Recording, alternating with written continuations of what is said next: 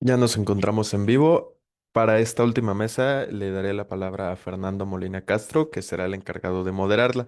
Por favor, Fernando, tienes la palabra.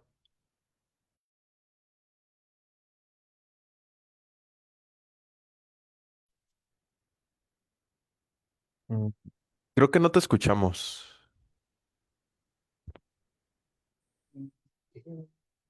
Permítanme. Ya te empezamos a escuchar. Sí, ahí me escuchan. Sí, te escuchas bien. Ah, claro, gracias, gracias. Buenas tardes, gracias por acompañarnos después de este breve descanso. Vamos a empezar con la última mesa del día, abordando el tema de la educación de la historia en la licenciatura, ¿no?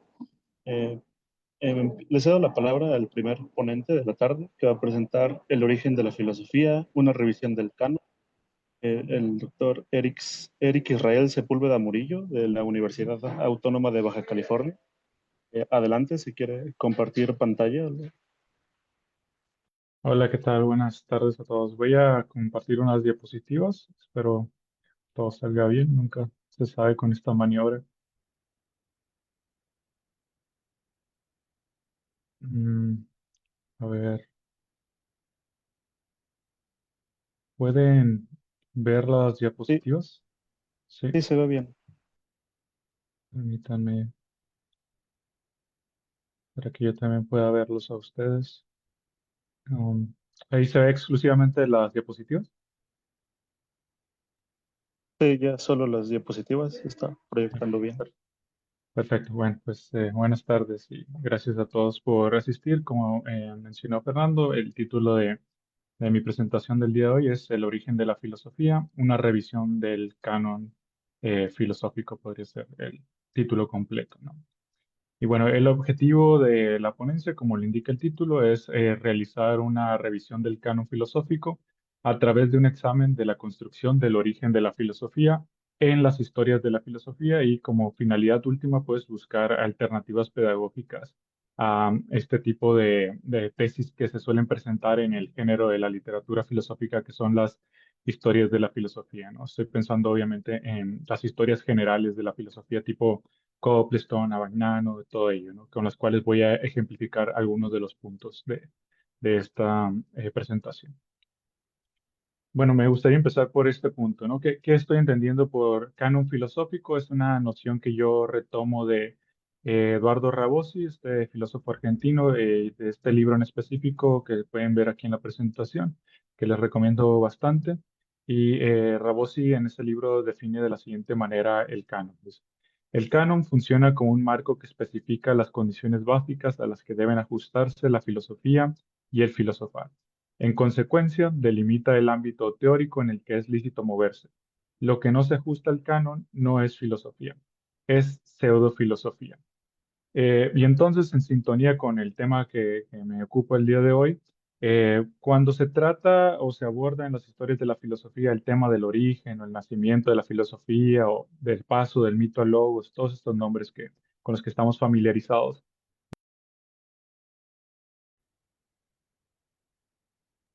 Me parece que te dejaste de escuchar.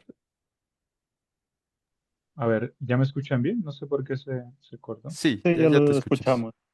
Ok, perfecto.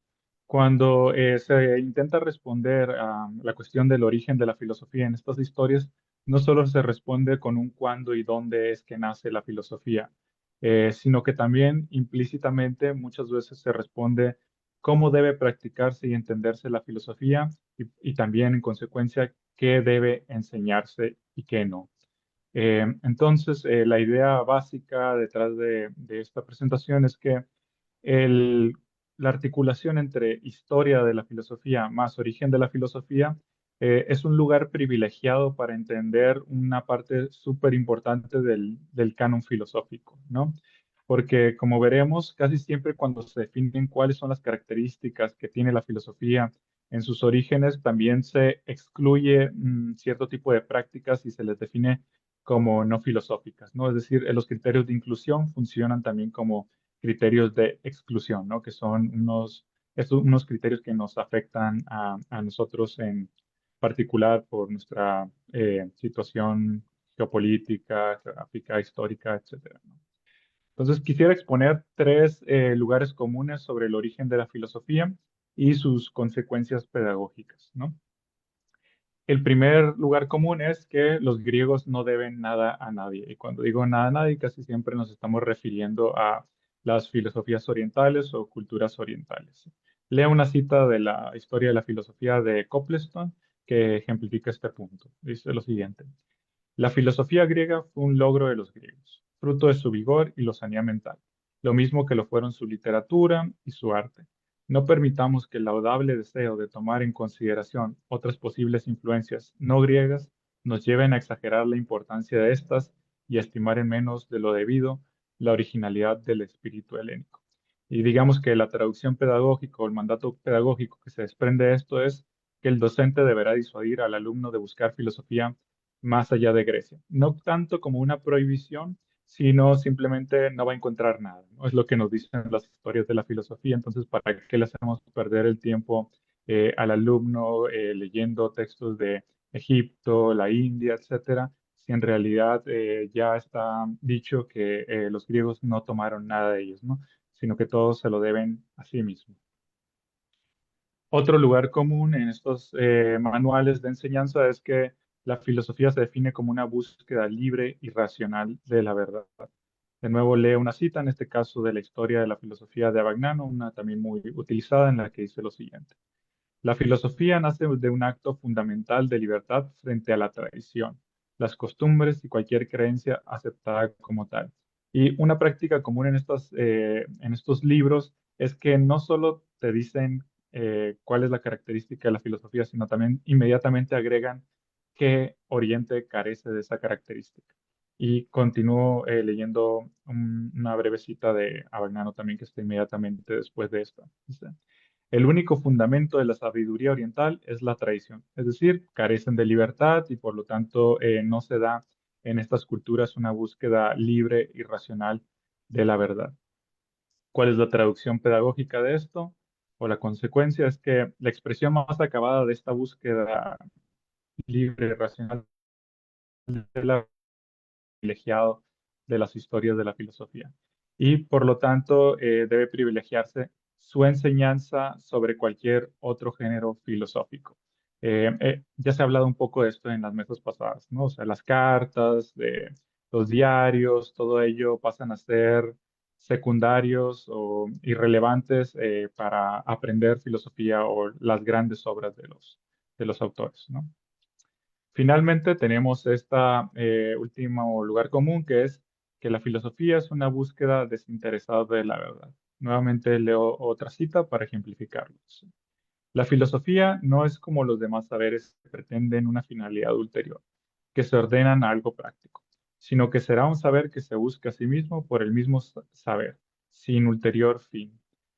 Y entonces, la consecuencia de esto es que entre más se aleje la filosofía de este ideal de pureza absoluta y de búsqueda desinteresada de la verdad, menos filosófica es. ¿Qué es lo que pasa o qué se desprende de todos estos lugares comunes? Una serie de estratificaciones y de creaciones de otredad de la filosofía, ¿no? Como son la religión, por ser un tipo de pensamiento tradicional, o sea, es decir, no libre, la mitología, por ser representante de un pensamiento de tipo irracional, y la sabiduría, porque busca un saber práctico, ¿no? Busca aplicar el conocimiento, mientras que la filosofía no haría nada de esto, ¿no? Entonces, estos son los tres, digamos, grandes otros de la filosofía en sus inicios y las diferentes culturas orientales o mesoamericanas de algún modo estarían emparentadas con estas formas de practicar el pensamiento y por lo tanto no tendrían o no ocuparían un lugar dentro de las historias de la filosofía generales, ¿no? Esa es la justificación que se suele dar normalmente. Otra consecuencia es que se crea una serie de jerarquías, ¿no? La filosofía teórica siempre va a ser más importante que la práctica, la ontología metafísica más importante que la epistemología, que a su vez es más importante que la ética, y así hasta llegar a las diferentes formas de filosofía práctica, ¿no? Como la filosofía política. Otra estratificación es que el sistema, pues, como se mencionó, tiene un lugar privilegiado sobre cualquier otro género de la literatura filosófica. Y más o menos el conjunto de estas tres jerarquías estructuran nuestros planes de estudio o la mayor parte de los planes de estudio de cualquier licenciatura en filosofía, por lo menos en México y por lo que he revisado también en gran parte de América Latina, ¿no? Bueno, entonces, ¿qué alternativas tenemos frente a estas grandes estratificaciones del canon filosófico? ¿O qué podemos hacer? Aquí presento algunas que se desprenden de otras formas de practicar la historia de la filosofía y que hace falta, creo, hacer su traducción pedagógica alternativa, ¿no? Lo primero que yo recomendaría es renunciar al entramado origen-normatividad, ¿no? Si se fijan, la filosofía quizás sea la única disciplina en la cual se insiste constantemente en volver a los orígenes para volver a reorientar la práctica filosófica. Es decir, el origen tiene una carga normativa que no existe en otras disciplinas. A un físico sería simplemente una locura decirle, hay que volver a hacer física como en los orígenes, o a un químico, ¿no? Hay que regresar al origen de la química para hacer avanzar nuestra disciplina. Cualquier persona que se atreviera a decir algo semejante, pues se reirían de él, ¿no? Mientras que en la filosofía es una práctica, digamos, común, que sucede cada cierto tiempo. Entonces, habría que experimentar Disculpe, con diversos, perdón. disculpe la Ah, interrupción, le quedan 3 minutos para que... sí, sí, ya estoy finalizando, gracias. Hay que experimentar con diversos modelos historiográficos y ver qué resultados nos da eso en el campo pedagógico, ¿no? Y reconocer la diversidad de tradiciones filosóficas y sus distintos orígenes. Lo otro es historizar y pluralizar nuestra comprensión de la práctica filosófica, es decir, reconocer que aquellas prácticas que en el pasado han sido llamadas filosofía o que a la luz del presente, donde se ha pluralizado ya la manera de practicar nuestra disciplina, podemos reconocer en el pasado eh, prácticas similares, ¿no? A las que podríamos darles ese nombre. Finalmente, horizontalizar nuestra práctica, ¿no? Deshacer estas jerarquías entre subdisciplinas filosóficas, revalorizar los nuevos géneros de la literatura, como se mencionaba en la mesa anterior, por ejemplo, con las correspondencias, etcétera. Y otro punto que quizás no toqué, pero que es cuestionar la estratificación entre filósofos mayores, filósofos menores, maestros, discípulos, todas esas grandes categorías que dan orden al canon y a los planes de estudio y a nivel micro, pues a las materias, ¿no? Que casi siempre recurrimos a alguno de estos grandes criterios para ordenar nuestras materias, cual sea que nos dediquemos, ¿no? Por lo que esta presentación no aplica solamente a la historia de la filosofía antigua, sino que en realidad su objetivo es más amplio, ¿no? Es problematizar las grandes categorías que ordenan nuestros planes de estudio y nuestra enseñanza en general. Bueno, eso sería todo de mi parte. Muchas gracias por su atención.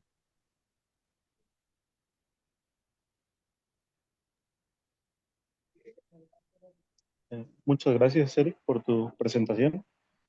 Ahora cedemos la palabra al maestro Emanuel Agonizante Hernández, maestro del Instituto de Teología Digital, que presentará la ponencia Vida y Obra, el rol de la biografía y los testimonios en la enseñanza de la historia de la filosofía. Adelante, maestro, puede tomar la palabra. Gracias. Nada, si pudieran dejar de compartir para poder yo compartir la presentación. Eso les agradecería mucho.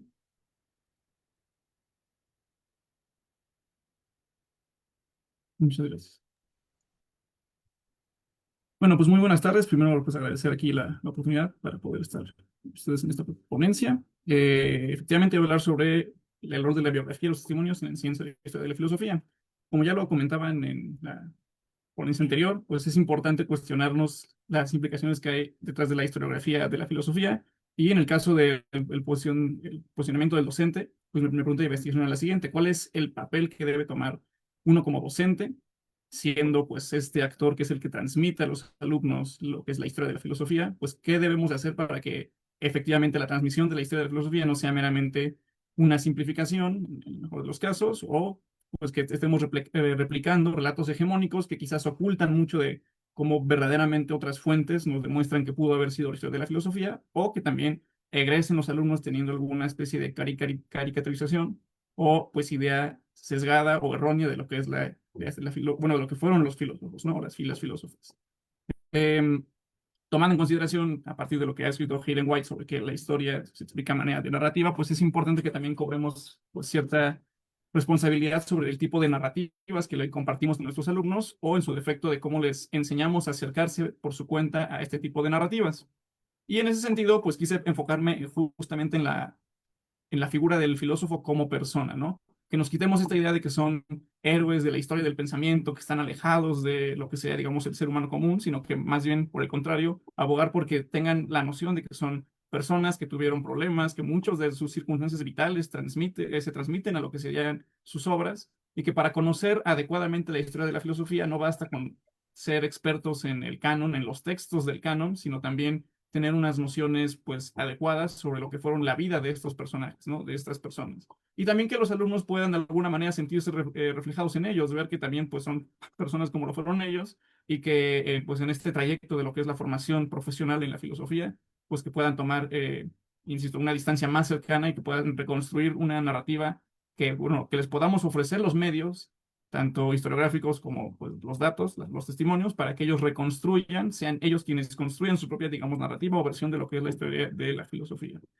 En ese sentido, creo que lo que son las fuentes biográficas, ya sean autobiográficas o biográficas externas, como lo son el cotejo de fuentes testimoniales, llámense entrevistas, diarios, correspondencia, pues ayuda a que puedan observar desde otra perspectiva lo que estas personas dijeron en su momento.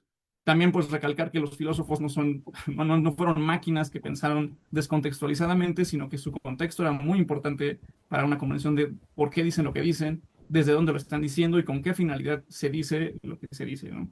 También, bueno, esta aproximación a la vida de los filósofos desde su biografía o sus fuentes testimoniales, evidentemente va a ser más efectiva en autores de épocas como lo sea la modernidad en adelante, porque son autores en los que tenemos una fuente muy rica, afortunadamente, de testimonios, pero que quizás en autores de la antigüedad pues pueda ser un poco más complicado, como sabemos, ¿no? El problema historiográfico. Yo, en donde tengo más estudiado este tema en particular es en la vida de Ludwig Wittgenstein, sobre el que yo trabajo y del cual me vino pues, bastante bien poder tener acceso a lo que fueron sus anotaciones. Las anotaciones que escribió Wittgenstein durante la guerra, pues también dentro de los especialistas suelen ser una fuente recurrente para entender pues qué es lo que hay detrás del Tractatus, ¿no? Una obra que pareciera que si nos vamos únicamente a lo que se dice dentro de las páginas del Tractatus, a los argumentos, a las ideas, pues puede ser bastante oscura, ¿no? Y del mismo modo también de Wittgenstein, insisto, tenemos cartas, su correspondencia con Russell, Keynes y Moore, que también datada de la fecha cercana a la publicación del Tractatus, pues también devela mucho de lo que fue eh, el contexto en el que se escribió esta obra, no solamente el contexto histórico de pues en dónde estaba situado Wittgenstein, sino de quién era Wittgenstein y qué inquietudes estaban en la cabeza del Wittgenstein que escribe el Tractatus, ¿no? Por ejemplo, y también pues ayudar a comprender un poco más cómo ese quiebre en esa primera o esa segunda etapa del autor.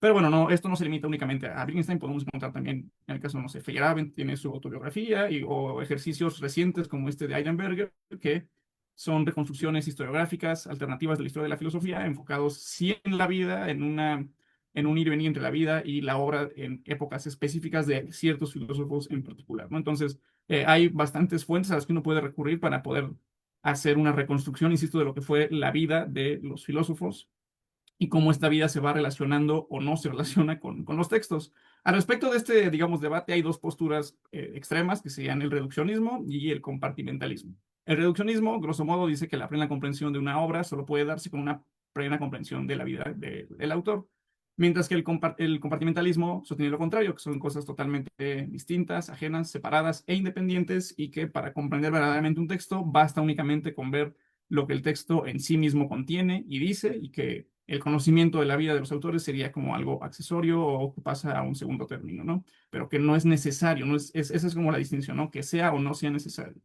Yo lo que propongo sería digamos, un punto medio en el que veremos que si queremos evitar estas narrativas unívocas o de cierto punto hegemónicas en las que hay una interpretación correcta de lo que es la obra o una manera de concebir lo que históricamente fue tal obra o tal filósofo, no creo que ese sea el caso, lo que se deba de abogar, sino más bien ofrecer a los alumnos, insisto, los medios para que ellos digan en qué caso sí y hasta qué punto la vida puede o no puede tener cierta influencia en lo que se dice en una obra o hasta qué punto, pues insisto, no es el caso, ¿no? Y también aquí juega un poco a favor o en contra que hay autores de los que se tiene más o menos, insisto, pues conocimiento, ¿no? De su vida y testimonios y demás.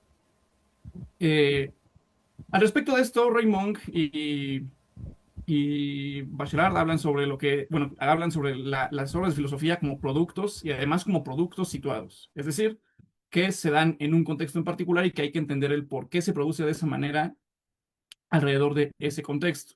Raymond también habla de que el conocer la vida de los filósofos nos permite descifrar el tono que está detrás de la obra, ¿no? Que si algo se dice, si dice en tono irónico, o si tiene como una segunda intención, o si tiene como intención que se vincule con alguna otra idea y demás, son cosas que si uno se queda únicamente con el texto mismo, pues no es capaz de notar, se pasan totalmente desapercibidas, y sin embargo, si uno ya tiene un contexto más amplio sobre quién es el filósofo, cómo fue su vida, eh, en qué contexto estaba situado, puede también tener uno de los datos adecuados para reconstruir tanto el tono como todo lo que está, digamos, oculto detrás del texto, ¿no?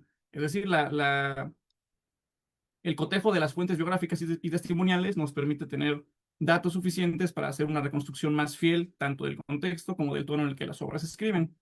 Y aquí también se ha retomado mucho a Austin, sobre todo lo que es, bueno, en lo que es la historia de las ideas, y Quentin Skinner hablan de las obras como actos lingüísticos, es decir, como una acción que se efectúa intencionada o no intencionadamente con una cierta meta que puede o no puede cumplirse.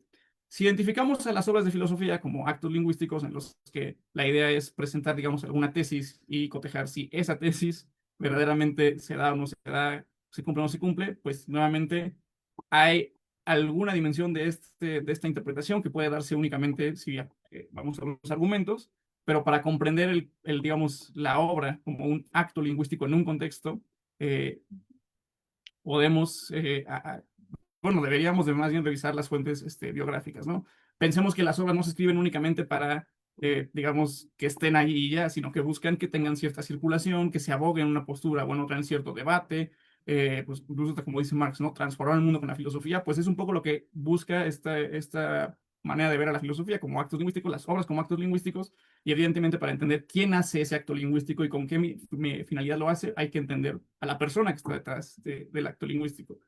Igualmente, tener una noción de lo que es la actividad filosófica para los alumnos, pues viene bien el que sepan lo que otros filósofos concebían como lo que debía de ser la filosofía, y esta idea de lo que la filosofía debe de ser, de alguna manera, esta como idea normativa de lo que es un trabajo filosófico, es una reflexión filosófica, también se manifiesta en las obras mismas. Y también como apunta O'Grady al respecto de esto, él dice que lo que nosotros consideramos como importante va a determinar nuestra manera de hacer filosofía. Entonces, si también vemos con esta lente el que detrás de las obras de la filosofía está también implicada pues una suerte de valores normativos de los filósofos, de qué es lo que cada filósofo, según su contexto y según su persona, su circunstancia concreta, consideraba como lo importante o lo valioso o lo que debería de hacerse en filosofía, también podemos tener una noción más adecuada sobre qué es lo que se busca hacer con ese texto.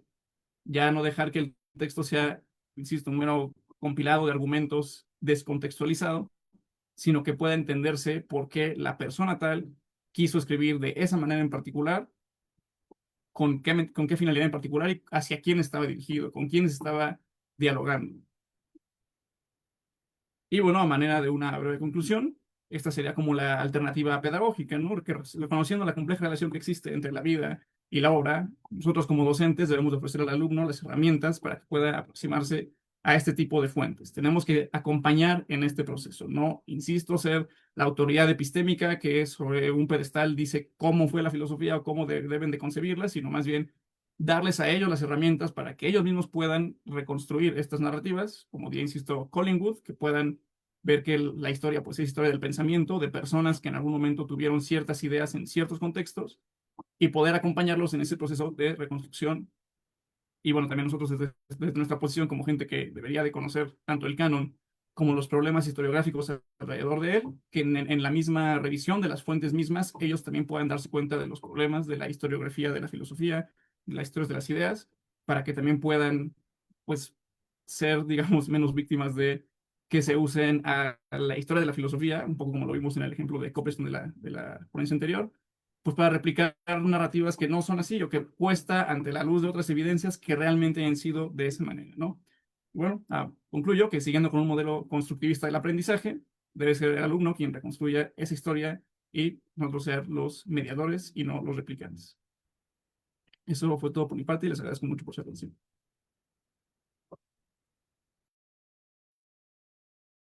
Ok, muchas gracias, Emanuel.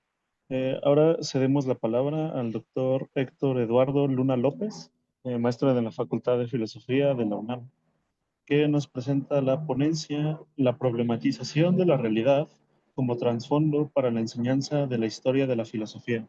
Adelante, Héctor, tienes la palabra.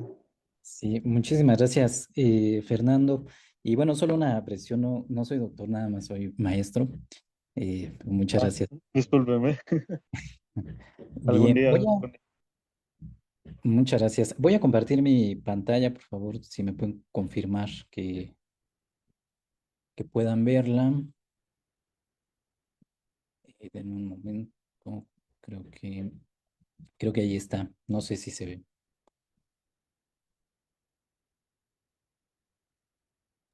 Sí, se puede ver Ok. bien. Ok. Muy bien, bueno, pues muchísimas gracias y pues a quienes siguen acá, a todos, todas, todes. eh, pues bueno, me toca ahora plantear esta propuesta que está pensada sobre todo para el estudiantado de licenciatura, pero es una propuesta eh, didáctica, pedagógica que pues también puede ser aplicada para el bachillerato y bueno, pues obviamente para la enseñanza de la historia de la filosofía.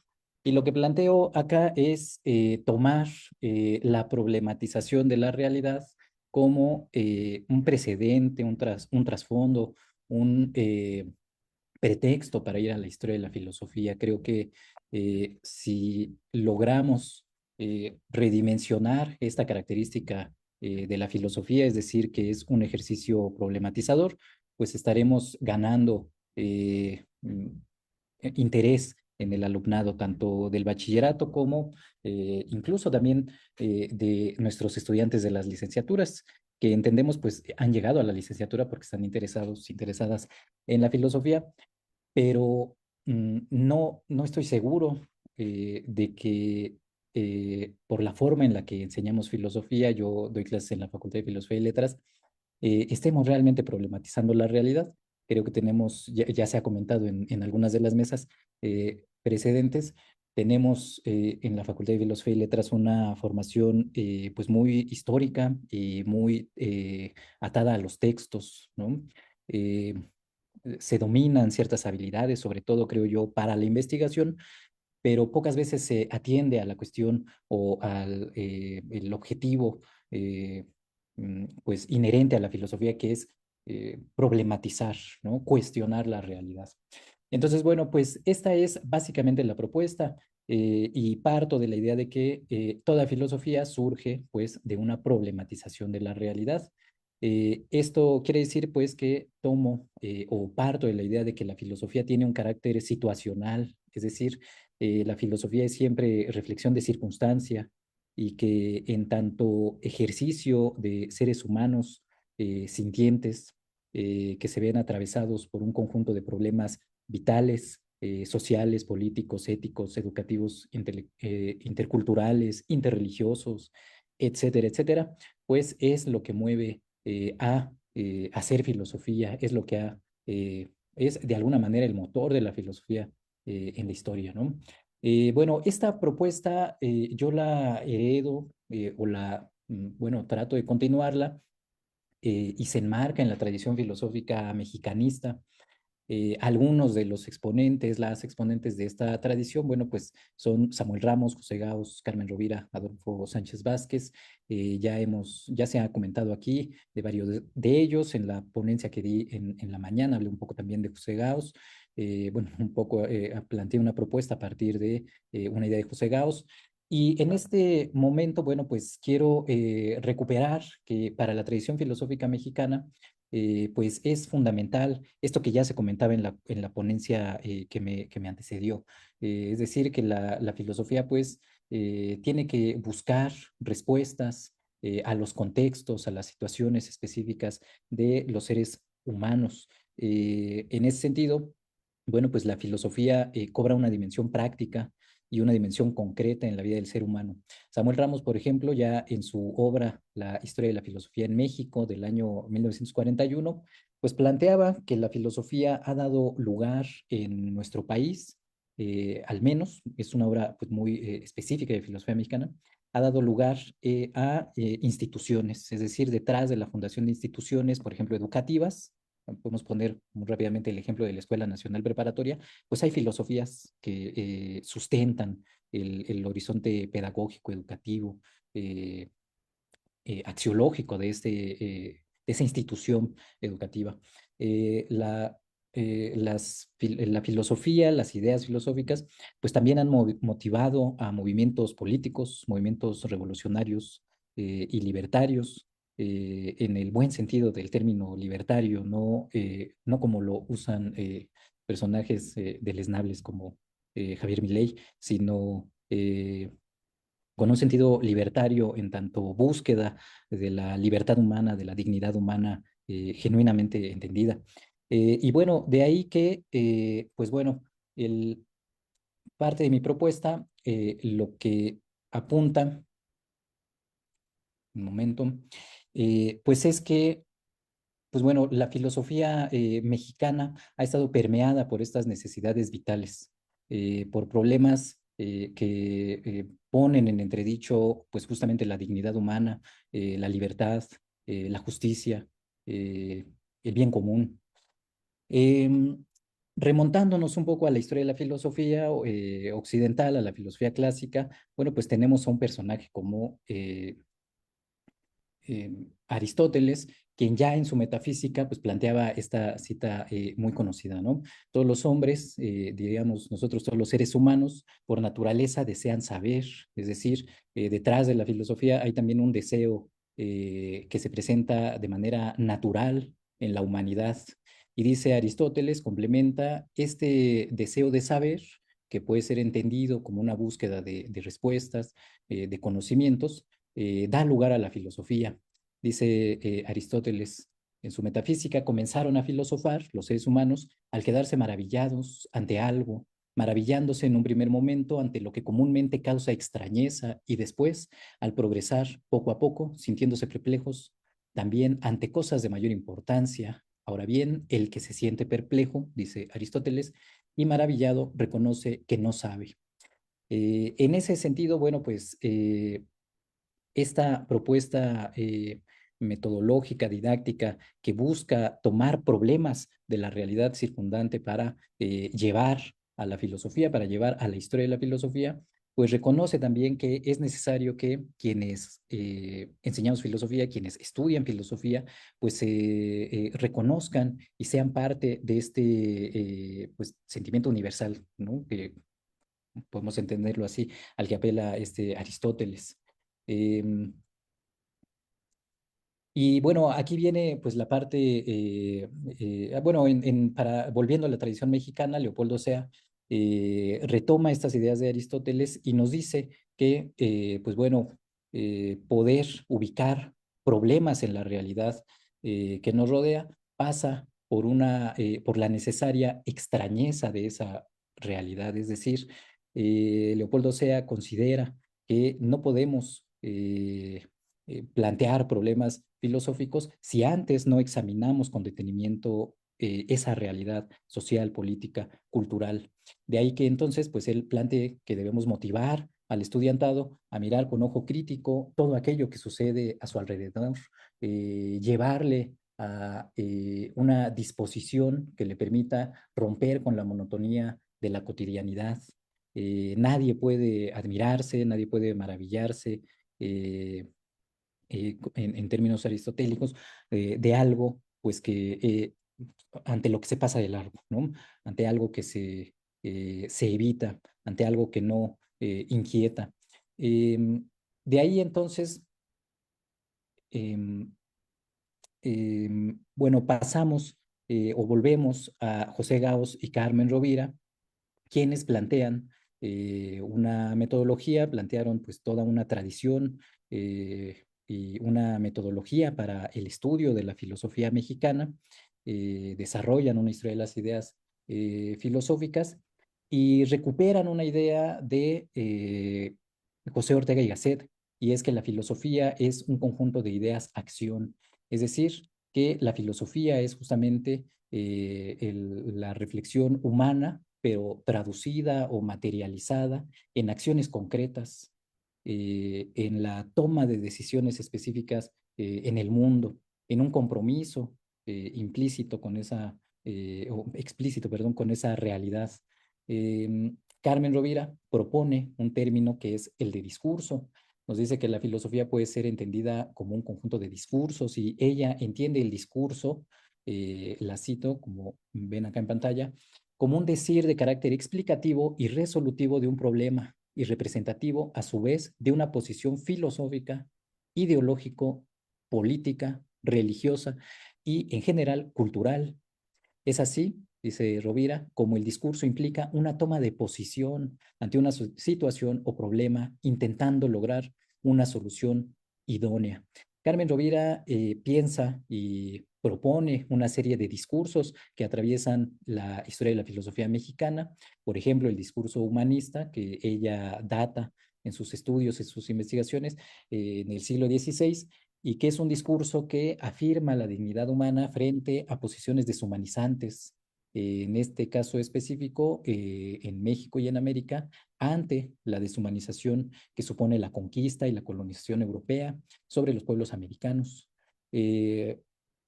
Otro ejemplo de algún discurso filosófico pues sería el discurso socialista que en el siglo XIX, frente al proyecto individualista y mercantilista del capitalismo, que entraña la vida y la naturaleza de forma cruenta hasta hoy, que constriñe, perdón, aquí hay una errata, la vida, pues surge, se revela como una idea, acción, como un discurso que, como decía la cita anterior, pues no solamente supone una postura filosófica, supone de hecho una postura política, un compromiso ideológico, un compromiso político, ¿sí? Una toma de Eh, postura. Disculpe la interrupción, le quedan 3 minutos, por favor. Sí, gracias, Fernando. Y aquí, bueno, pues interviene también esta idea o retomo esta idea de Adolfo Sánchez Vázquez de que la filosofía es por naturaleza ideológica. Esta es toda una discusión que hay en filosofía mexicana, ahora no nos da tiempo de explicarla, pero pues básicamente coincide con esto que plantea Carmen Rovira, es decir, que la filosofía pues no es solamente una especulación racional, abstracta,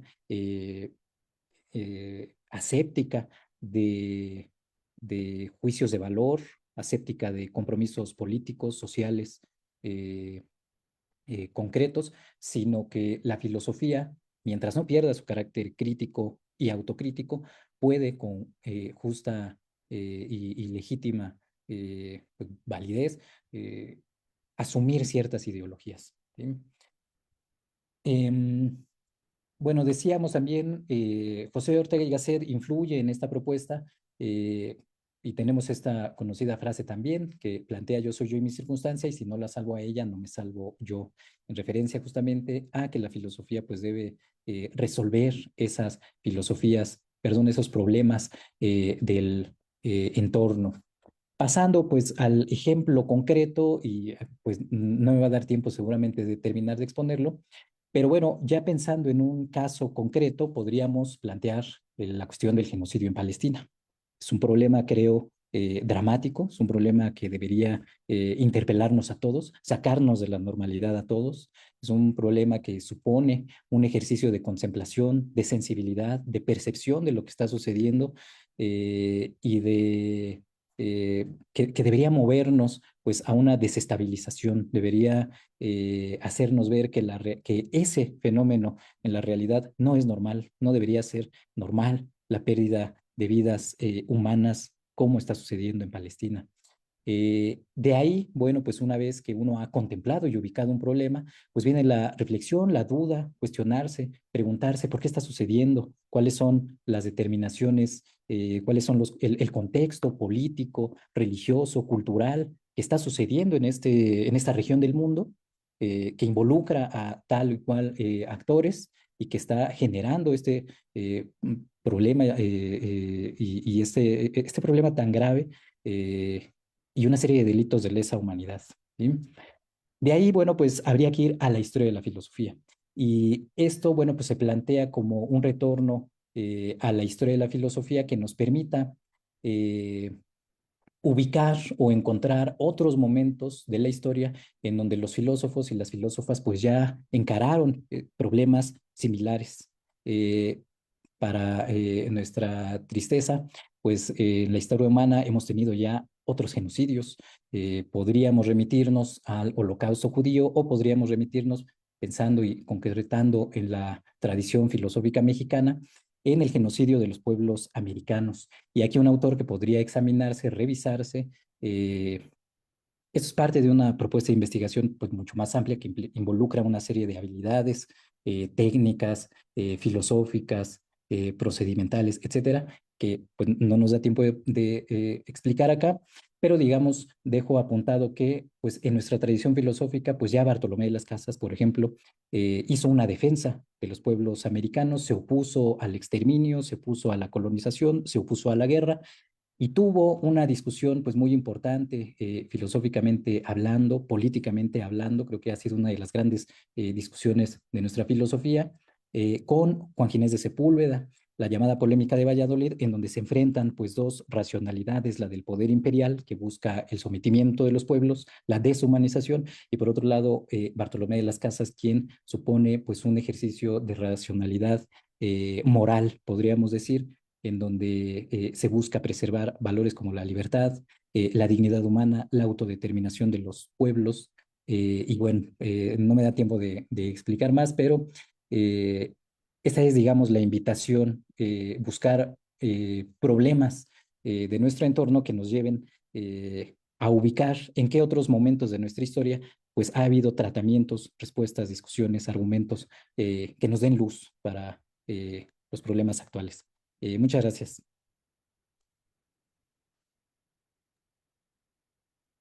Muchas gracias, Héctor, por tu presentación. Les informo que hoy lamentablemente no podrá acompañarnos Cintia Candelaria Robles Luján por temas de horario. Su ponencia va a ser presentada el día de mañana, por si gustan acompañarnos, la invitación está abierta. Por lo tanto, para aprovechar un poco el tiempo, les voy a dar un momento a los tres ponentes que acaban de pasar, por si quieren ampliar un poco más su tema, ¿no? Unos 4 minutos aproximadamente les voy a dar. Héctor, una disculpa, pero ya te los, ya te los di, te dejé seguir un poquito más de tiempo, entonces, disculpa. Pero bueno, si gusta, Emanuel Agonizante Hernández, para poder ampliar un poco más su tema, le doy la palabra.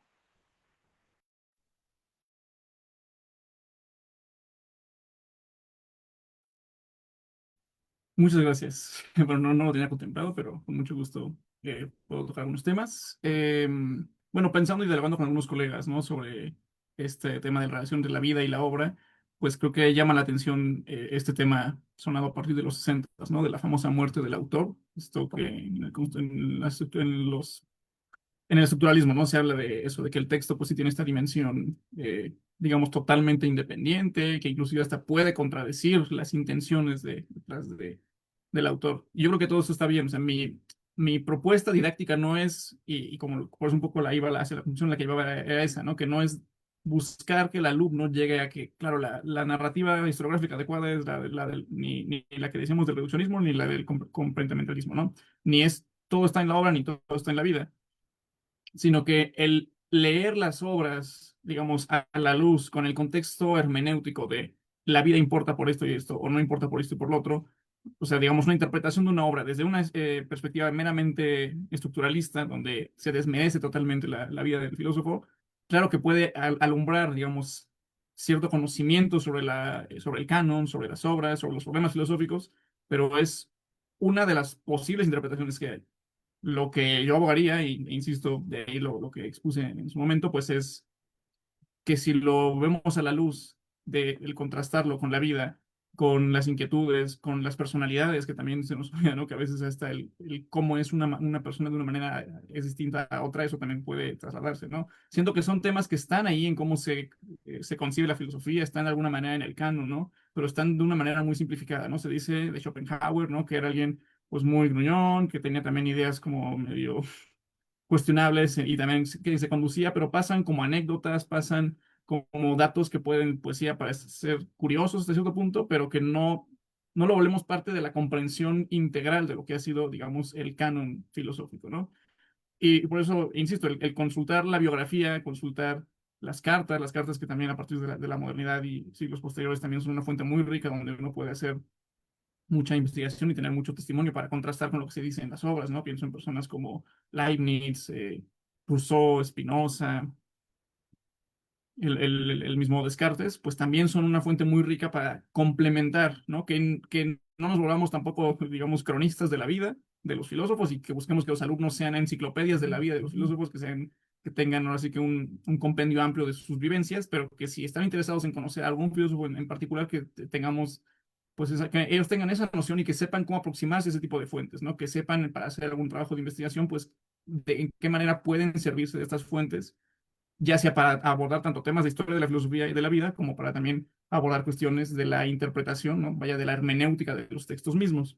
Entonces, bueno, si por ahí fuera como la idea de anteponerlo a la crítica inmediata que podría ser esta del estructuralismo, ¿no? De que se tiene que matar al autor, pues es solo una de las posibles maneras que hay de verlo, ¿no? Igual la manera reduccionista de que para verdaderamente decir que entiende a alguien, a un filósofo debe conocer totalmente su vida, pues es una de las posibles maneras, pero teniendo, insisto, una noción de lo que son los problemas historiográficos dentro de la historia y la enseñanza de la filosofía, nuestro deber, considero como docentes, no debería ser el imponer visiones, sino más bien acercar al alumno a los medios para que él pueda tener su propia perspectiva de lo que han sido estas obras contextualizadas dentro de la historia y el canon.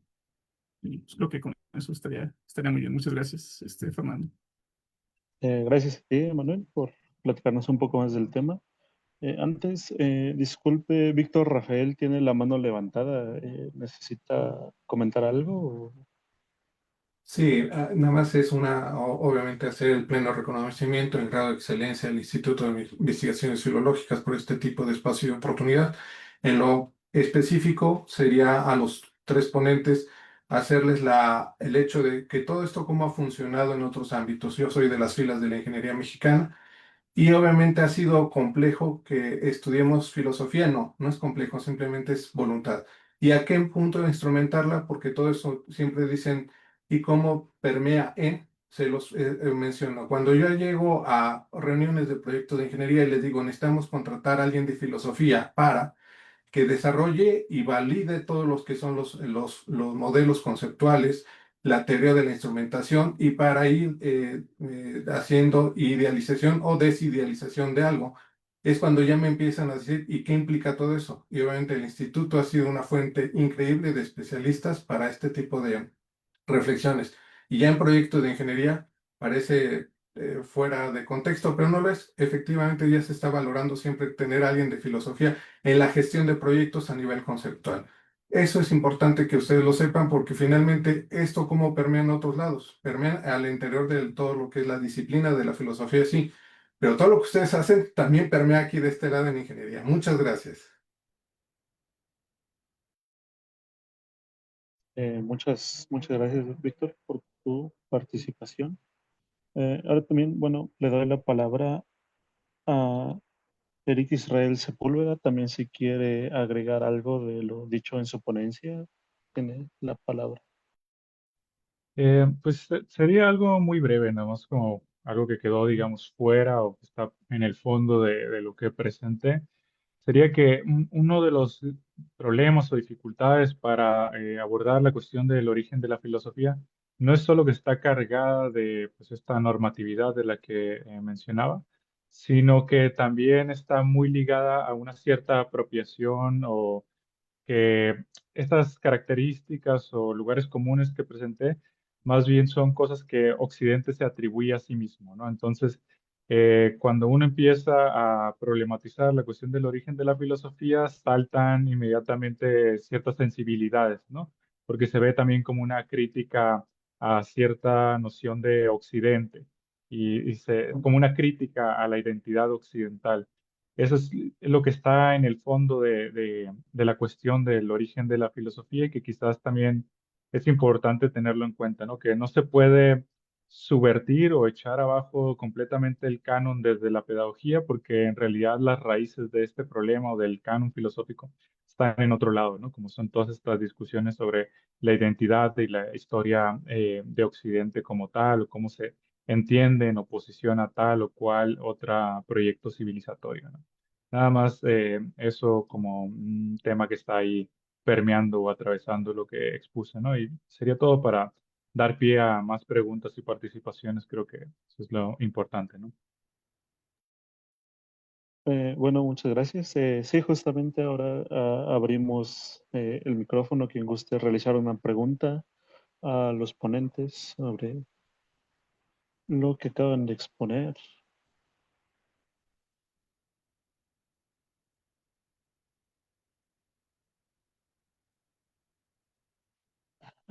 Adelante, Soraya Monroy. Hola, ¿cómo estás? Pues muy contenta de escuchar las diferentes propuestas que se han presentado esta tarde. La verdad es que, como mencionaba en la mañana, ¿no? Ver las diferentes perspectivas, ideas, posibilidades para enriquecer la enseñanza de la filosofía, es muy grato. Entonces, no tengo una pregunta específica en este momento para cada uno de ustedes, pero sí quería hacer esa felicitación en este momento, porque la verdad creo que vamos avanzando muy bien en las propuestas que nos interesa generar y dejar documentadas dentro del proyecto. Es algo que, y nada más una breve cuestión a quien mencionó la cuestión de los libertarios, de los falsos libertarios, porque esto es algo que se presenta con diversos conceptos, ¿no? Que se quieren, se apropian indebidamente, bueno, de conceptos y de cualquier cantidad de elementos para cuestiones sí más bien ideológicas y creo que no debemos permitirlo, ¿no? Yo creo que estas cuestiones conceptuales e incluso de símbolos hay también que buscar la manera y en esta generación de cuestiones en la enseñanza, creo que es muy importante ir ganando esa perspectiva crítica de nuestros estudiantes.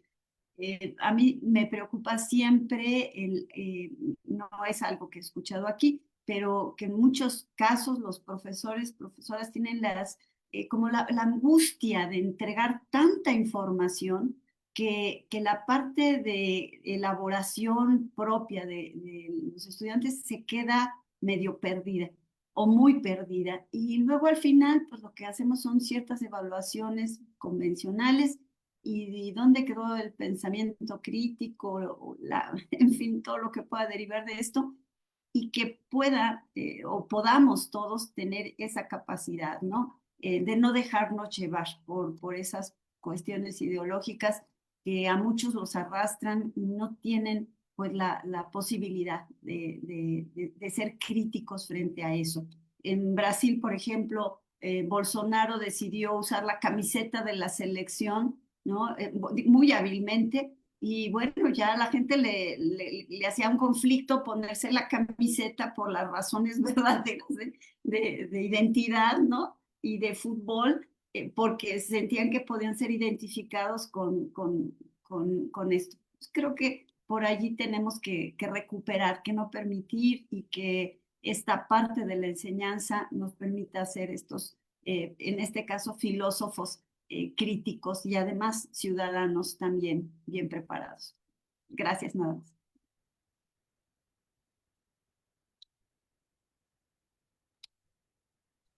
Muchas gracias por su participación. Le damos la palabra ahora a Gema Góngora Jaramillo, que también tiene su mano levantada. Hola, ¿qué tal? Pues yo felicito mucho este encuentro que estamos teniendo, este diálogo que estamos teniendo, y creo que la principal felicitación es porque está habiendo un diálogo entre bachillerato y licenciatura y nivel medio y nivel superior, lo cual la verdad es que se extraña y hace mucha falta, porque cuando nos escuchamos podemos enriquecernos. Por ejemplo, ahorita yo al estar escuchando pues el sentido de lo que comentaban los compañeros, me pareció tremendamente importante, me pareció fundamental esta alternativa y sin embargo considero que, que también la forma para empezar a cambiar estas maneras tradicionales de hacer filosofía, de pensar la filosofía, de construir el universo filosófico, también tendrían que estar en los cómo, en las estrategias, en los recursos didácticos, en los materiales didácticos, y en ese sentido, en el bachillerato, pues todavía tenemos como mucha experiencia en este sentido porque trabajamos con alumnos de edad más pequeños en edades, y entonces pues tenemos que esforzarnos mucho en construir los cómo y estas mediaciones. Y lo que yo he observado es que a nivel superior, pues sí tenemos como que toda la iniciativa, pero teórica, pero a la hora de traducirla en estos cómo, creo que a veces nos puede llegar a ganar el decir mucho, el tratar de justificarlo, este empeño en justificar esto que estamos planteando, que es muy importante, pero nos faltan el cómo, precisamente el cómo hacer que este nuevo estudiantado pueda construir de maneras alternativas estas formas distintas de pensamiento, de pensar la filosofía. Y en ese sentido, creo que sí darnos pues todo un aprendizaje en la didáctica, pues es fundamental. Entonces, muchas veces a nivel superior, como que la didáctica pues no es prestigiada o no está, digamos, no es muy bonita, no es muy agradable, nos gusta más como que lo teórico, pero creo que este aporte que podemos tener es en poder juntar, ¿no? Juntar lo teórico con lo pedagógico, pero también con lo didáctico. Porque si no tenemos un horizonte didáctico, entonces, ¿cómo vamos a hacer para poder llegar a ese nuevo horizonte teórico que queremos alcanzar? Que por cierto me parece muy importante, muy interesante, y que las tres propuestas me parecieron que van por el mismo camino de quitar una visión tradicional de la filosofía y restituir otras formas alternativas de mirar el pensamiento filosófico. Y pues nada más, muchísimas gracias. Les agradezco mucho a los participantes que nos dejaron pues muchas enseñanzas.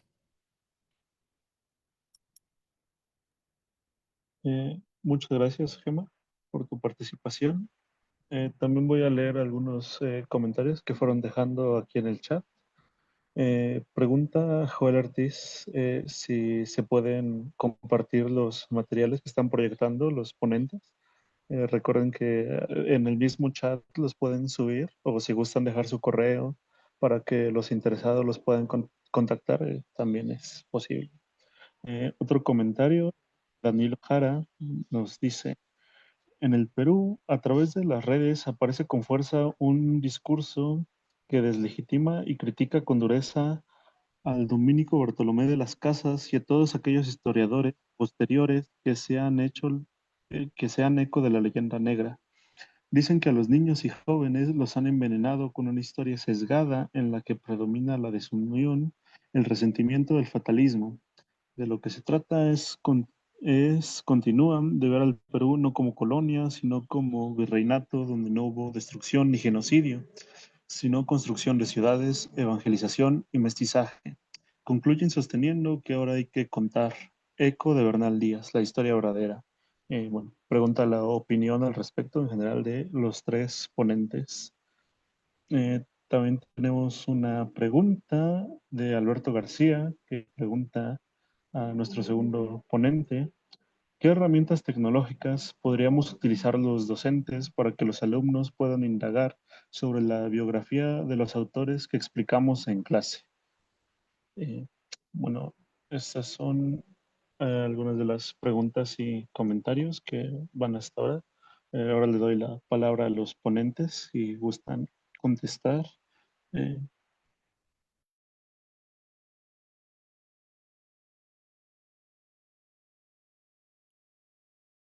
pues si quieren en el orden que expusimos, no sé si les parece bien. Claro, claro, puede empezar desde Eric Sepúlveda.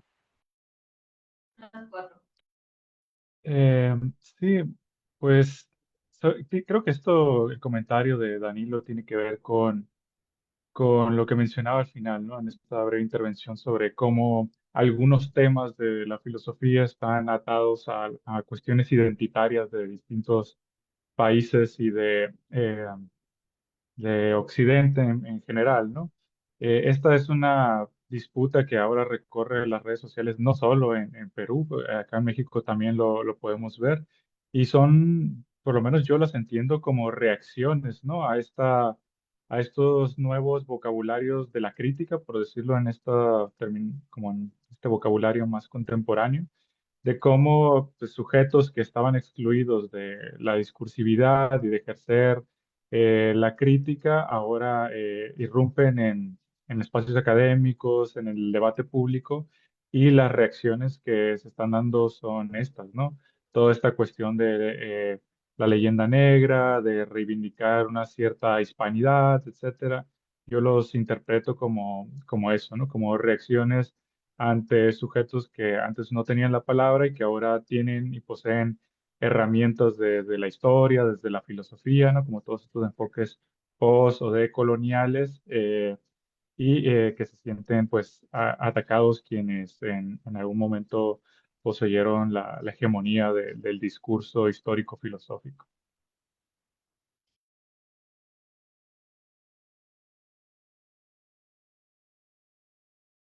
Bueno, yo suscribo lo que dice Eric, la verdad me parece acertado. Yo pues añadiría que, igual siguiendo un poco lo que había dicho en mi ponencia, de que a partir de Hayden White es como muy claro que la historiografía pues son narradas por personas, ¿no? El cómo nos llega la historia siempre es intermediado por lo que otros han dicho sobre la explicación que han dado de los hechos, ¿no? Personas que pues igual también tienen un contexto y que posiblemente, o muy seguramente en muchos de los casos, hay alguna una intención ideológica detrás.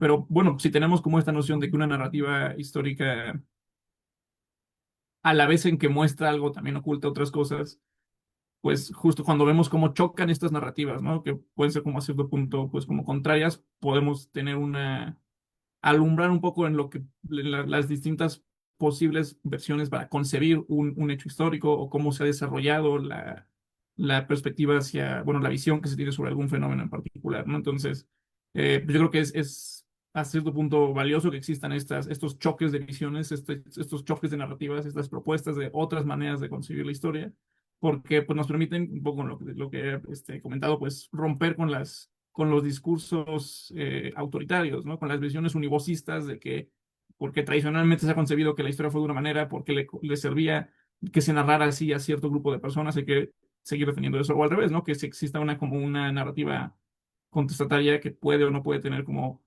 más o menor rigor, entonces pues que tengamos como esta mirada abierta a la búsqueda de rigor y pues como, digamos, esta noción de que el cómo narramos algo, cómo concebimos históricamente los hechos, pues nos alumbra, nos oscurece y que pues tenemos que formar, digamos, el criterio para poder discernir en este tipo de narrativas, ¿no? Yo creo que eso es algo muy, muy importante.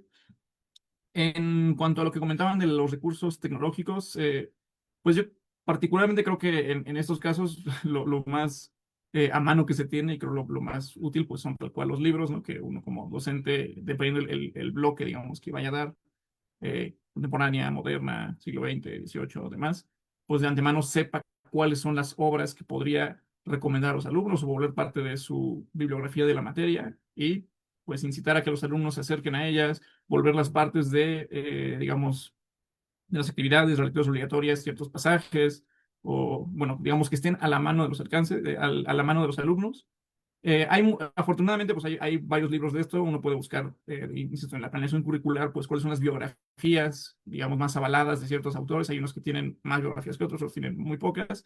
Y pues cotejando las biografías, viendo si son fuentes, bueno, que están trabajadas con fuentes serias y que el trabajo efectivamente pues, es riguroso, pues uno puede confiar en ellas.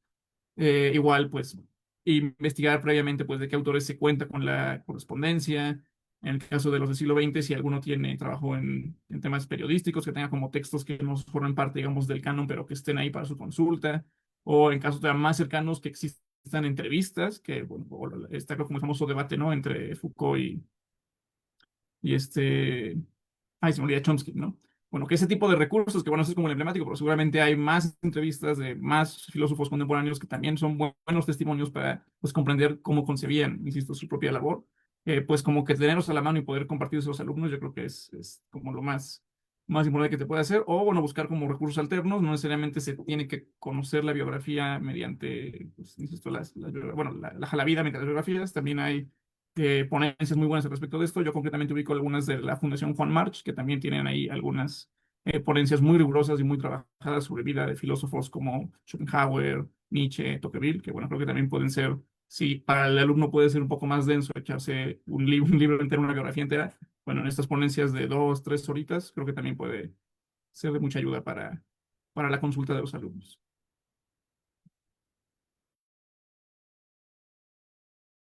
Muchas gracias por su participación. Discúlpeme, me tuve que ir por un momento por la conexión. Si no me equivoco, ahora le cedemos la palabra a Héctor, también para que pueda contestar las preguntas que se han hecho. Sí, muchas gracias. Eh, bueno, aquí coincido, revisando los comentarios también, pues Abraham ponía que, bueno, a mi ley a quien aludí, ¿no? Y, pues también en referencia a lo que comentaba la doctora Soraya Monroy sobre el uso de los conceptos, los términos y cómo se han ido apropiando de ellos, los han ido resemantizando y los han ido incorporando en un discurso ideológico, pero en un sentido tóxico, ¿no? Y sí, totalmente de acuerdo con lo que apuntaba la doctora Suraya, no hay que permitir eso. Creo que pues ahí hay una labor filosófica fundamental, el análisis de los conceptos, la precisión y analizar las implicaciones, cómo ello pues se articula en una retórica y cómo ésta responde a intereses políticos, culturales, religiosos, de clase, muy turbios, ¿no? Muy oscuros. eh, pues sí, ahí hay un ejercicio filosófico que se tiene que hacer pues con radicalidad, creo yo. Em, Ligado a la cuestión o al comentario de Danilo Jara sobre la leyenda negra que pesa o que, pues, que ha tratado de pesar sobre Bartolomé de las Casas, pero que sin duda tiene efecto, ¿no? Y tiene seguidores, en este caso en Perú.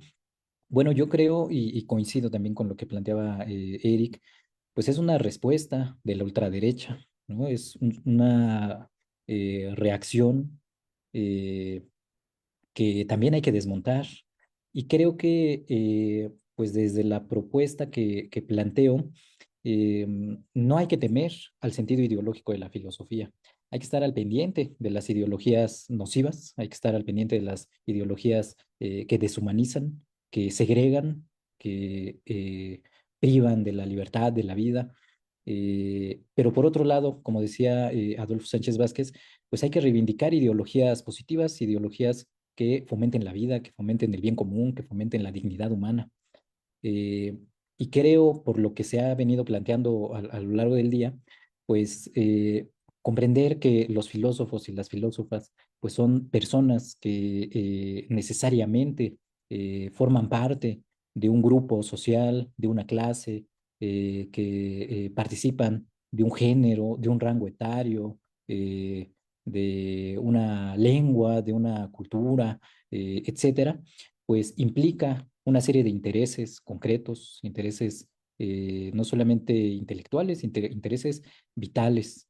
Y en ese sentido yo creo que lo que propone la filosofía mexicana, esta tradición a la que yo he aludido, es justamente a tratar de desmontar esas ideologías tóxicas. Em, yo creo que pues esta leyenda negra, pues por supuesto es parte de ese esfuerzo, pero pues aquí lo que es muy triste es que es una pues un esfuerzo que no ha cejado en 5 siglos, ¿no? Es decir, ya las casas tenían sus detractores en el siglo XVI, XVII, XVIII. Aquí lo que me parece a mí alarmante es que en pleno siglo XXI haya personas que sigan pues tratando de invalidar, tergiversar la obra, el pensamiento de las casas, ¿no? O pues simplemente de ignorarlo y de generar pues esto, una leyenda negra, ¿no?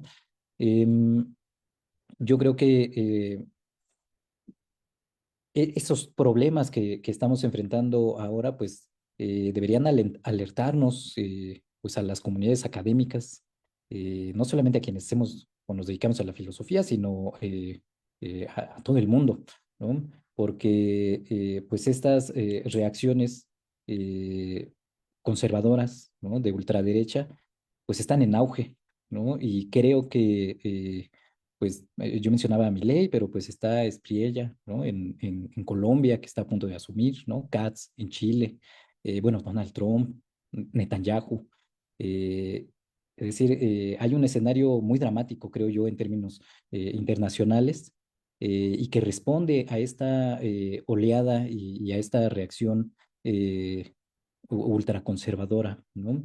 Eh, este tema de la filosofía mexicana pues no deja de ser vigente por lo que mencionaba, porque está en desarrollo un genocidio, pero al mismo tiempo recibimos en México a Isabel Díaz Ayuso, ¿no? Que trata pues, también eh, eh, de reivindicar, pues en sus términos, la gesta heroica de España, eh, la supuesta civilización que desarrollaron en América, y creo que es ahí esos problemas que interpelan a la dignidad humana y a problemas que aparentemente estaban resueltos, como el colonialismo, como el intervencionismo en algunas de nuestros países de Latinoamérica, pues estamos volviendo a ello, ¿no? Estamos perdiendo terreno, quizás. Entonces, pues bueno, solo agregar esto, ¿no? Que sin duda hay un trasfondo ideológico, pero hay ideologías positivas, creo yo, eh, acompañadas de filosofía, y hay ideologías tóxicas también acompañadas de filosofías conservadoras, ¿no? Gracias. Muchas gracias, Héctor, por tu participación. Invito nuevamente a los participantes si gustan hacer alguna pregunta, pueden alzar la mano para que les ceda la palabra. Bueno, a mí me gustaría hacer una pregunta general a los ponentes.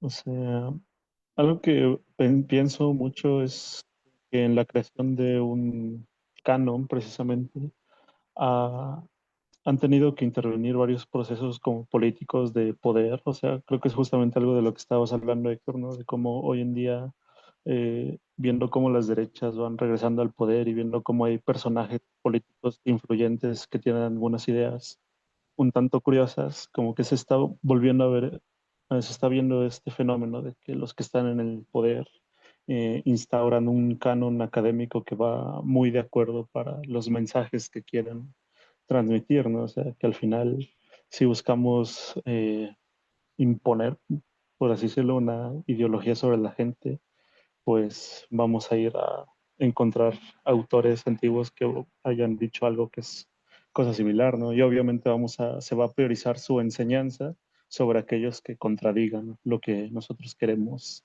eh, transmitir, ¿no? O que quede en la historia.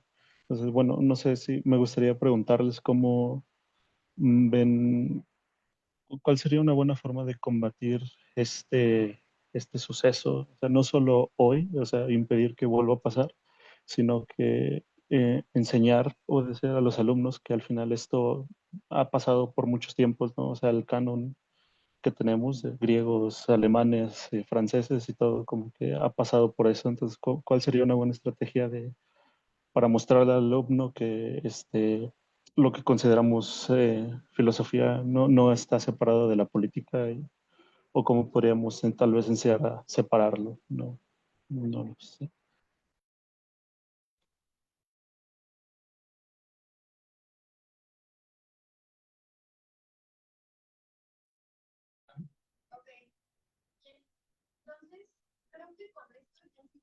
Disculpe, no sé si alguno de los dos otros participantes quiera tomar la palabra antes de mí. Es que tengo unos problemas aquí con mi conexión y ahorita arreglo esto y inicio yo, si quiere.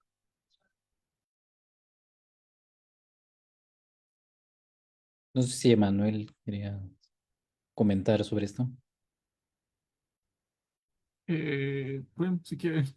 La verdad creo que es una pregunta muy amplia, o sea, son temas muy importantes. Al respecto de si se debería separar la filosofía de su dimensión política, yo la verdad es que creo que no, al contrario, o sea, tenemos que cobrar conciencia de esa relación que existe entre la actividad filosófica y pues otro tipo de actos de producción de conocimiento, ¿no? También las nociones que hay sobre lo que es, no sé, la ciencia, la economía, la política, también ver qué tipo de discursos promueven nuestras posturas filosóficas, ¿no? También, pues un poco, ¿no? En la mañana se habló sobre también esta reivindicación del rol de los filósofos en el canon, ¿no? O sea, el ver cómo hasta algo que aparentemente pareciera un discurso inocente como es la mera transmisión, pues insisto, ¿no? Por el afán de explicar lo que hace usted de la filosofía, también puede estar ocultando y generando narrativas que podrían generar, pues sí, ser a cierto punto nocivas, si se ven, digamos, ya en la imagen completa, o viendo que pueden haber narrativas alternativas que puedan ser más justas, ¿no?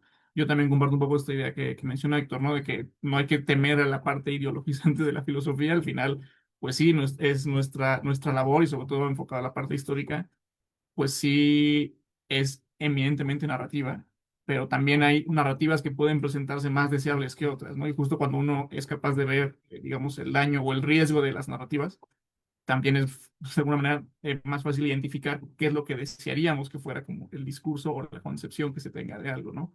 Y en ese sentido, pues digamos, una filosofía despolitizada, creo que también si se narra de esa manera o se concibe de esa manera el acto mismo de la filosofía, pues también puede implicar sus riesgos.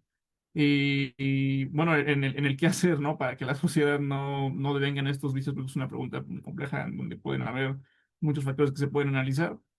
Yo, nuevamente, pues apoyándome un poco en Hayden White, creo que cuando uno enseña y hace historia de la filosofía, de alguna manera también está haciendo filosofía de la historia, está trabajando, insisto, consciente o inconscientemente con las nociones de pues, qué es el pasado, qué es cómo nos llega el pasado, qué hacemos con el pasado en el presente. Son temas que salen, insisto, cuando uno hace la revisión de estos personajes, de estos sucesos, de esta famosa historia del pensamiento. Entonces, pues sí, como docentes partimos de que es nuestra responsabilidad que los alumnos puedan forjarse este criterio, ¿no? Que tengan esta capacidad para juzgar las narrativas históricas. Creo que es algo que se puede hacer, digamos, desde nuestra trinchera como profesores de filosofía. Pero ya llevarlo al ámbito social creo que es una labor mucho más titánica, donde habría que sentarse a pensar en pues, los múltiples factores que causan esta realidad.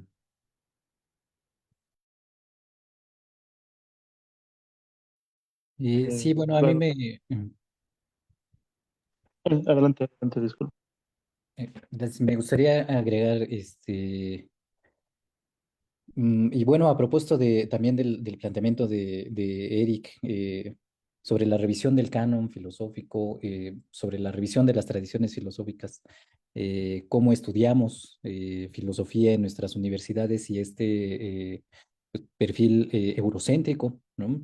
Respecto del tema que yo planteaba, algo que a mí me ha parecido muy relevante dentro de la filosofía mexicana, particularmente dentro de las propuestas de Carmen Rovira, es justamente la revisión del canon filosófico occidental y un caso específico en el que ella hace esta revisión y esta crítica, pues tiene que ver con, por ejemplo, el humanismo. Proyectos humanistas hay en diferentes momentos de la historia de la filosofía, hay en diferentes autores, autoras, épocas, culturas.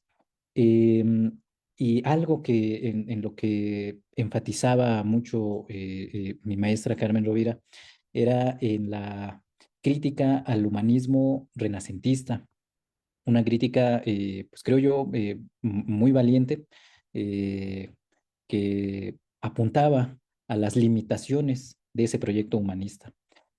Carmen Rovira explicaba que el humanismo del Renacimiento, el humanismo italiano particularmente, pues era un humanismo cerrado en sí mismo, era un humanismo que respondía a una clase social específica, era un humanismo que tenía un perfil cultural, concreto, religioso.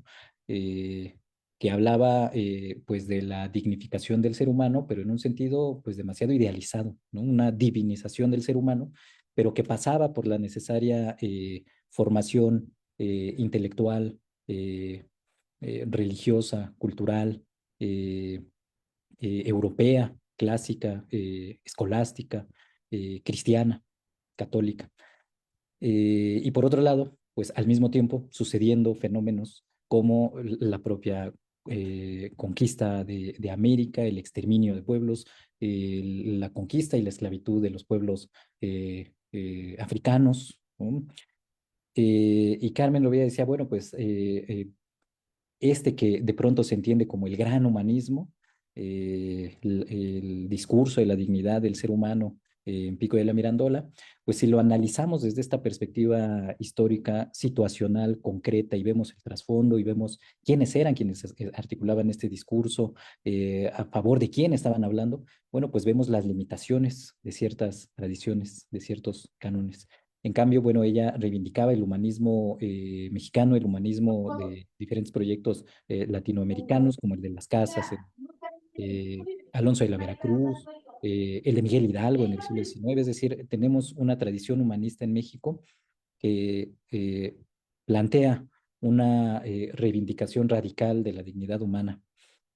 Entonces, bueno, ante la pregunta de qué hacer para no repetir los problemas, los errores del pasado y estas tragedias, bueno, creo que eh, es necesaria esa vuelta hacia la historia de la filosofía, pero con este ojo crítico, justamente, ¿no?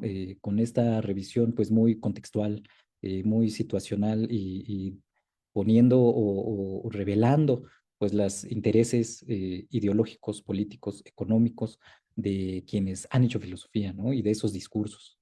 Entonces, bueno, eso podría apuntar. Gracias.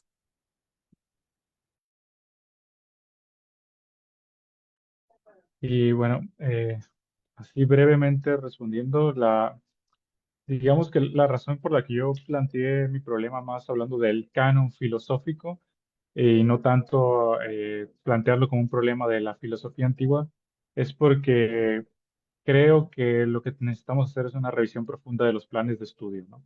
Y de la manera en la que está institucionalizada la filosofía.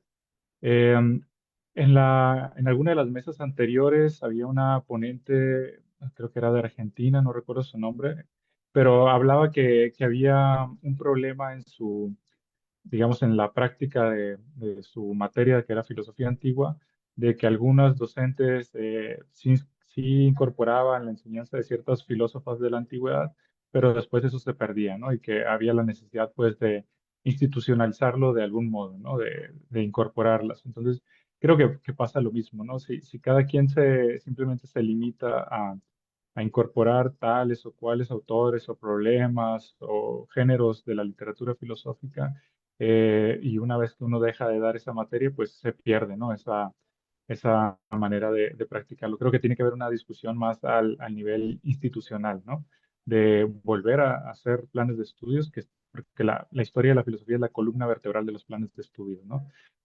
Todos están así organizados: filosofía antigua, medieval, renacimiento, modernidad y época contemporánea, ¿no? Y ahí uno medio hace malabares para hacerle trampa a esa estructura y meter un poco de ruido en el canon, pero son pues eso, ¿no? Acciones muy puntuales. Lo que se necesita es que nos sentemos, ¿no? A ver cómo volvemos a hacer nuestros planes de estudio más allá de esa columna vertebral que ha estructurado los planes de estudio a lo largo pues desde que por lo menos la filosofía está institucionalizada en nuestro país. Entonces, esa discusión va a estar buena. Seguro ahí habrá bastantes problemas y todo esto si algún día llega a ocurrir, ¿no? Porque hay muchas inercias, ¿no? Sobre todo es lo que pesa en todo esto, que muchos de nosotros incluso sabemos que existen formas alternativas, autores que se están revalorizando, pero pues no nos da el tiempo ni la vida para incorporarlos en nuestras materias, en lo que sea que enseñemos, ¿no? Sino que pues necesitamos hacer una pausa, lo cual es complicado y escaso en nuestra práctica docente del día a día, ¿no? Eso sería lo que yo podría decir respecto a este gran problema que nos plantea.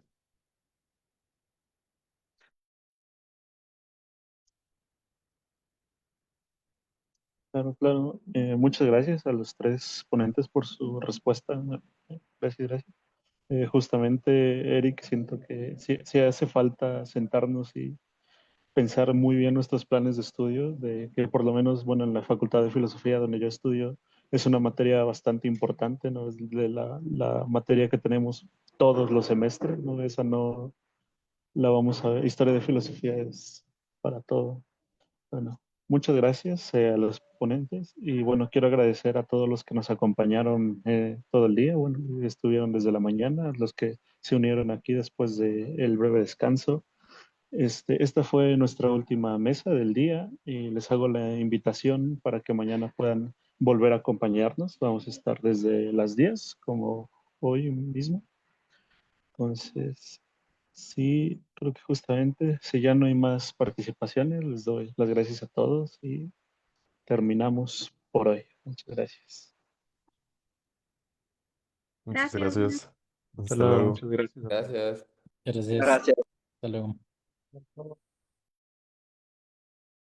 Hasta luego, gracias.